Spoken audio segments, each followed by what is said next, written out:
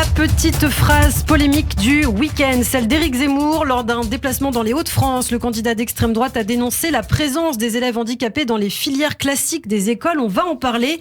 Mais d'abord, Laetitia Krupa, bonjour. Bonjour. Vous êtes chroniqueuse, journaliste politique, je le rappelle. On va d'abord parler de cette condamnation d'Éric Zemmour. On vient de l'apprendre tout à l'heure. Le tribunal correctionnel de Paris qui a rendu son jugement, 10 000 € d'amende contre Éric Zemmour, qui était jugé pour ses propos sur les mineurs isolés. C'était il y a quelques années sur CNews.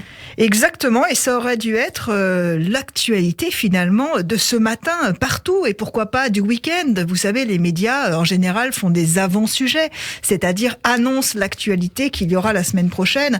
Or, il y a cette condamnation, vous avez raison, d'Éric Zemmour aujourd'hui, mais il y a aussi son assignation pour avoir utilisé des images sans autorisation dans son clip d'entrée en campagne, et jeudi, un procès à propos de ces phrases tenues sur Pétain et les Juifs en France. Éric Zemmour tente de déplacer ce procès, mais il a, Éric Zemmour, candidat à l'élection présidentielle, une actualité, c'est vrai, judiciaire. Or, vous l'avez dit, la petite phrase, et vous avez raison de dire petite phrase, d'Éric Zemmour qui a tourné tout le week-end jusqu'à ce matin. C'est pour ça que j'ai décidé de prendre ce sujet aujourd'hui et d'en discuter avec vous, parce que c'est une question que je pose. Je n'ai pas encore vraiment, si vous voulez, d'analyse définitive sur la question. Je pose juste la question du pourquoi cette phrase d'Éric Zemmour lors d'un déplacement vendredi. Il est avec des enseignants dans une classe. Il parle effectivement de la scolarisation des enfants handicapés, en évoquant peut-être, lui, une autre piste et des établissements qui seraient spécialisés pour ces enfants-là. Cette phrase est captée, diffusée sur BFM Télé, et ensuite ça part entraîné de poudre. Tous les médias reprennent la phrase, en font un sujet de talk-show jusqu'à hier soir. C'est-à-dire que je me suis amusée à zapper sur les chaînes d'information. Il y avait à chaque fois, il y a eu un débat sur les propos d'Éric Zemmour tenus 48 heures avant. Alors, ça c'est un mécanisme qui est connu, ouais, qui est théorisé, conceptualisé en communication politique, et ce mécanisme est devenu une stratégie. Provocation, clivage, émotion, réaction. Voilà, donc Éric Zemmour a compris que cela fonctionnait dans le monde médiatico-politique, et il va l'employer, à mon avis. On n'est qu'au début de la campagne, c'est quand même un peu long, le premier tour. Voilà, vous allez voir que ce mécanisme va se répéter. Et le monde politique a en effet tout de suite réagi à cette phrase et à cette polémique. Et oui, et pourtant le monde politique est habitué à la stratégie des populistes. Mais le monde politique réagit, tous les candidats à l'élection présidentielle ont réagi, tous. Jusqu'à Yannick Jadot, Jean-Luc Mélenchon, Marine Le Pen aussi.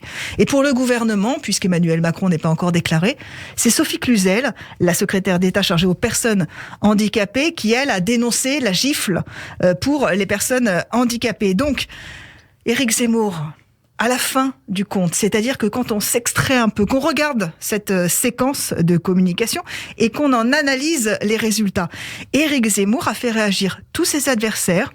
Il a imposé son sujet en écrasant tous les autres, et en plus, lui-même a alimenté le feuilleton en publiant une vidéo qui explicite ses propos pour dire non, je n'ai pas voulu blesser les personnes porteuses de handicap, et non, je ne manque pas d'humanité.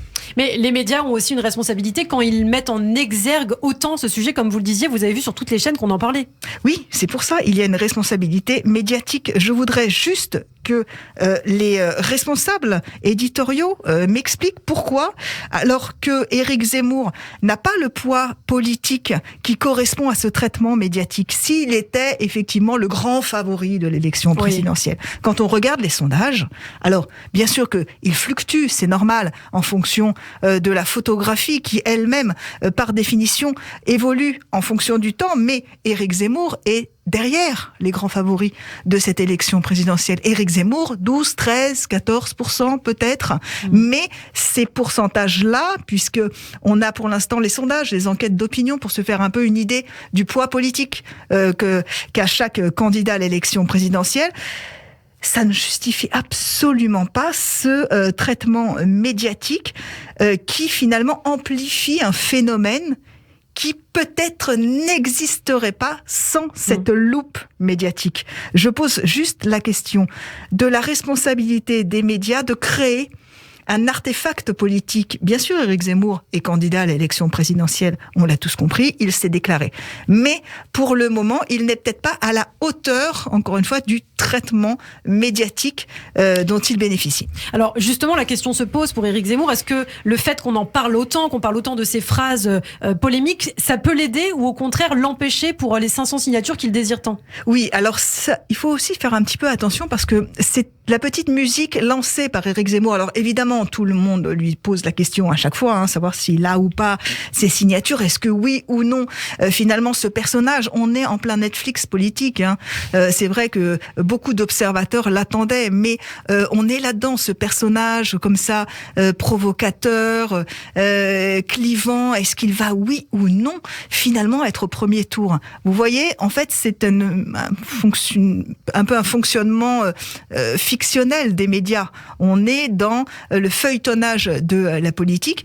Alors, est-ce que ces propos d'Éric Zemmour sont un handicap ou un avantage pour avoir les 500 signatures? Ouais. Aucune idée. Pour le moment, en tout cas du côté des grands favoris, et notamment de LR, il semblerait, plusieurs langues se délient, mais il n'y a aucune preuve que, effectivement, certains maires pourraient donner un parrainage à Éric Zemmour et ça ne vaudrait pas soutien. D'accord, ça on prévient tout de suite. Mais quand on écoute Gérard Larcher, par exemple, un président du Sénat, c'est quand même un homme d'État fondamental. Lui est pour effectivement qu'Éric Zemmour ait ses signatures. Bon, il me semble que d'habitude on ne décide pas si l'un ou l'autre doit avoir ses signatures, mais on laisse les maires donner ou pas leur soutien.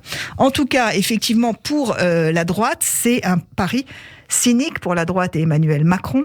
C'est d'un côté Éric Zemmour, s'il a ses 500 signatures, va affaiblir Marine Le Pen, même pourquoi pas la faire tomber définitivement. Et s'il est au second tour, attention, comble du cynisme, un candidat populiste face à un candidat traditionnel, Valérie Pécresse ou Emmanuel Macron, et pourquoi pas aussi Yannick Jadot ou Anne Hidalgo, on n'en sait rien. Oui. En tout cas, le pari que font les politiques, c'est que face à un candidat populiste, face à la candidature d'Éric Zemmour, ils gagneront quoi qu'il arrive. Or, il me semble que c'est un risque, c'est un danger démocratique et encore une fois, dans ce feuilleton de la présidentielle, Éric Zemmour n'a pour le moment qu'un rôle secondaire. Et on l'entend très bien cet après-midi. Merci beaucoup Laetitia Krupa, journaliste politique, chroniqueuse. On vous retrouve tous les lundis après-midi dans le Grand Journal sur Radio.